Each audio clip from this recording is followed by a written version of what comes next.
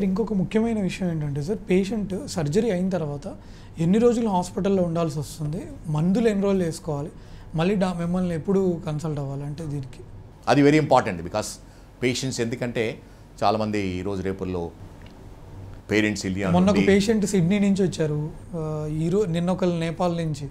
So అది చాలా important ఈరోజు రేపు, ఎందుకంటే చిల్డ్రన్ అందరూ అవుట్ సైడ్ ఉంటున్నారు. పేషెంట్స్ మనకు వచ్చే పేషెంట్స్ ఇంటర్నేషనల్ పేషెంట్స్ వచ్చినప్పుడు ఈ ఇన్ఫర్మేషన్ కరెక్ట్గా చెప్తేనే వాళ్ళు అరేంజ్ చేసుకోగలుగుతారు. జనరల్లీ సింగిల్ జాయింట్ ఉంటే ప్రాబబ్లీ నెక్స్ట్ డే డిశ్చార్జ్ అవ్వడానికి పాసిబిలిటీ ఉంటుంది, ఆర్ 2 days ఆఫ్టర్. ఇప్పుడు బైలాటరల్ నీ రీప్లేస్మెంట్ ఉంటే ನೀವು చూసినట్టు మనం చాలా చేస్తూ ఉంటాము.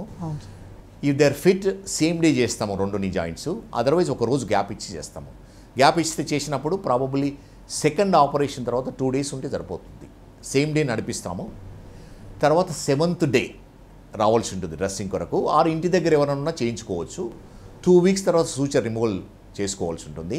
అది ఇక్కడికి రావచ్చు, మీ ఇంటి దగ్గర రీజనబుల్ అంటే ఆర్థోపెడిక్ సర్జన్ కానీ, డిస్టెన్స్లో వచ్చిన వాళ్ళు orthopedic surgeon or general doctor కానీ గుడ్ ట్రైన్ నర్స్ సూచర్ తీయడానికి వీలవుతుంటుంది.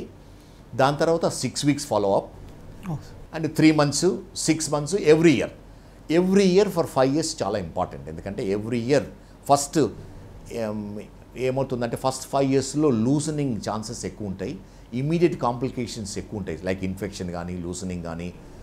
అది మనకు ఫస్ట్ 5 yearsలో తెలుస్తుంటుంది. ఆఫ్టర్ 5 years ప్రాబబ్లీ ఈ ఇంటర్వెల్ ఇంక్రీజ్ చేసుకోవచ్చు, మేబీ 3-4 years, 10 years తర్వాత ఒకసారి, 15 years, 20 years తర్వాత ప్రాబబ్లీ మళ్ళీ ఎవ్రీ ఇయర్ రావాల్సి ఉంటుంది. ఎందుకంటే we can diagnose early stages of loosening. ఏమవుతుందంటే ప్లాస్టిక్ లూజ్ అయిన తర్వాత ఆ చిన్న మెటీరియల్ అన్నీ బోన్లోకి వెళ్ళిపోయి బోన్ను తినేస్తుంటుంది. సో బోన్ డ్యామేజ్ అవుతుంది.